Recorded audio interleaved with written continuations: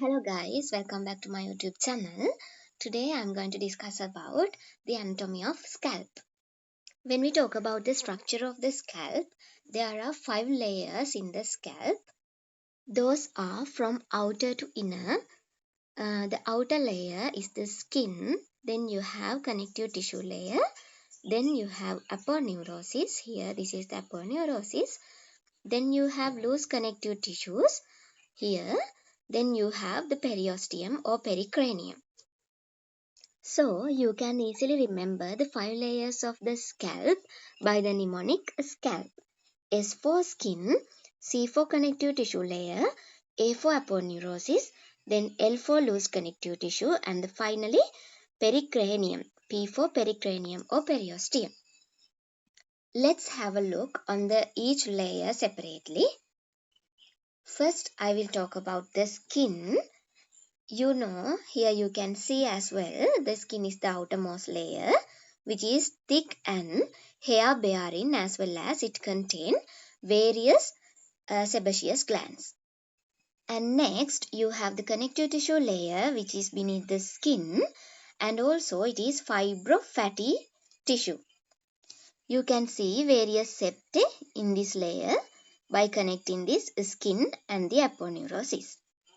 Also, there are numerous arteries and veins can be found in this layer. The arteries are branches of external and internal carotid arteries, and they are freely anastomosed with each other. Then you have the aponeurosis, or we call it as epicranial as well.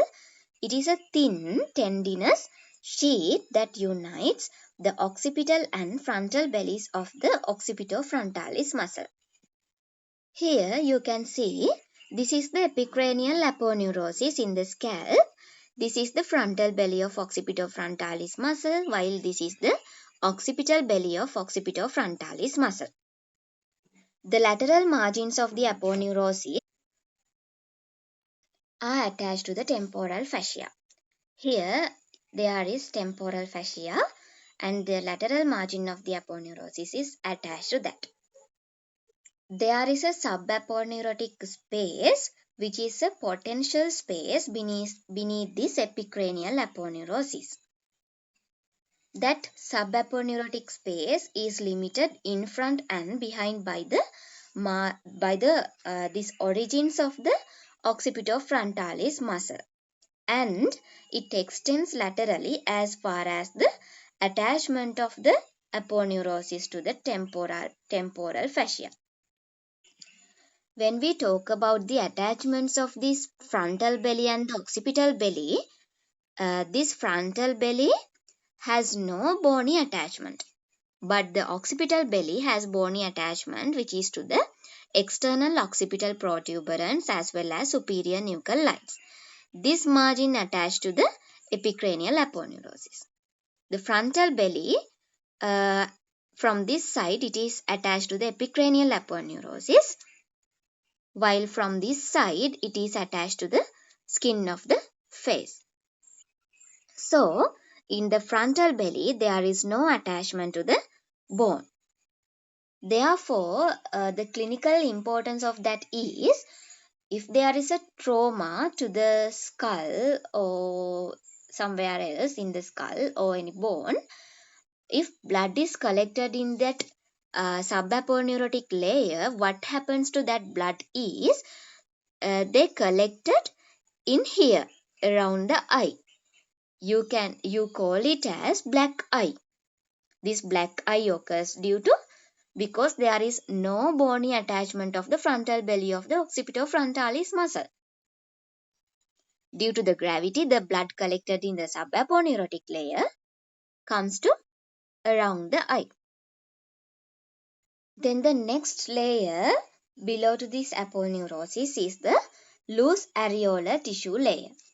It occupies the subaponeurotic space and loosely connect the epicranial aponeurosis to the periosteum of the skull.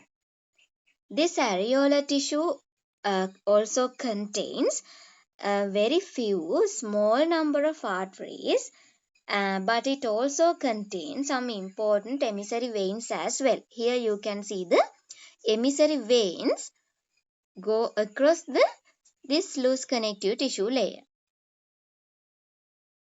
What are these emissary veins? Those emissary veins are the veins which are valveless and they connect the superficial veins of the scalp with the diploic veins of the skull bones and also with the intracranial venous sinuses, as you can see here. This one is the inferior sagittal sinus, you can see.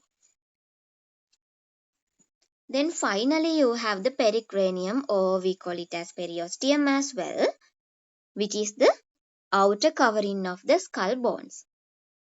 It is important to remember that the sutures between individual skull bones, the periosteum on the outer surface of the bones, become continuous with this periosteum of the inner surface of the skull bones as well.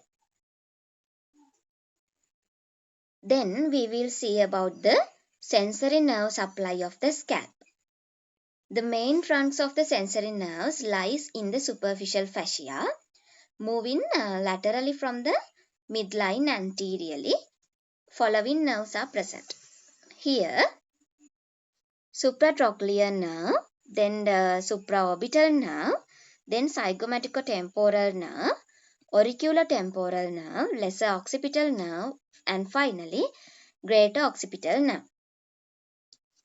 When we talk about the supratrochlear nerve, it is a branch of ophthalmic division of the trigeminal nerve. It is wound around the superior orbital margin and supplies the scalp. Then it passes backward close to the median plane and reaches nearly as far as the vertex of the skull, as you can see here.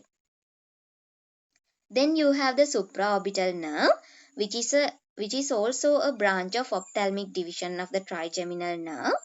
It is also winds around the superior orbital margin and ascends over the forehead.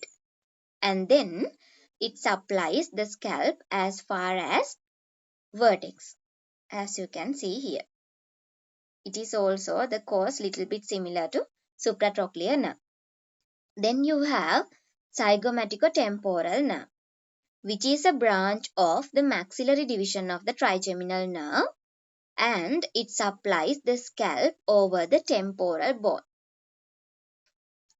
Then you have the auriculotemporal nerve, which is a branch of the mandibular division of the trigeminal nerve. It ascends over the sides of the head from in front of the auricle. Here you can see it comes from the in front of the auricle, and its terminal branches supply the skin over the temporal region. Then you have the lesser occipital nerve, which is a branch of cervical plexus. You have to remember that this lesser occipital nerve is a branch of cervical plexus. It supplies the scalp over the lateral part of the occipital region. Then you have the greater occipital nerve. It is a branch of posterior ramus of the second cervical nerve. How it is origin? It is origin from the posterior ramus of the second cervical nerve and ascends over the back of the scalp and supplies the skin as far as the vertex of the skull. Those are the nerves which give sensory nerve supply to the scalp. Then we will look at into the arterial supply of the scalp. When we talk about the arterial supply of the scalp has a rich supply of blood to nourish the hair follicles. For this reason, even the smallest cut, it can bleed profusely. The arteries lie in this superficial fascia, and also they move in laterally from the midline anteriorly. Those arteries, supratrochlear artery, supraorbital artery, zygomaticotemporal artery, superficial temporal artery, then posterior auricular artery, and finally occipital artery. These supratrochlear and supraorbital arteries are the branches of ophthalmic artery. They ascend over the forehead in accompanying with the supratrochlear and supraorbital nerves. Then superficial temporal artery. It is the smallest terminal branch of the external carotid artery. It ascends in front of the auricle in accompanied with auricular temporal nerve, and it divides into anterior and posterior branches, which supplies the skin over the frontal and temporal regions. Then you have posterior auricular artery, which is a branch of external carotid artery. It ascends behind the auricle to supply the skull above and behind the auricle. Then you have the occipital artery here. It is a branch of external carotid artery which ascends from the apex of the posterior triangle in accompanying with the greater occipital nerve. It supplies the skin over the back of the scalp and reaches high as the vertex of the skull. When we talk about the venous drainage of the scalp, there are veins corresponding to these arteries. Supratrochlear and supraorbital veins unite at the medial margin of the orbit to form facial vein. Then superficial temporal vein unites with the maxillary vein in the substance of parotid gland to form a retromandibular vein. Then the posterior auricular vein unites with the posterior division of the retromandibular vein just below the parotid gland to form external jugular vein. The occipital vein drains into suboccipital venous plexus. The veins of the scalp freely anastomose with one another, as you can see here as well. The arteries are freely anastomose.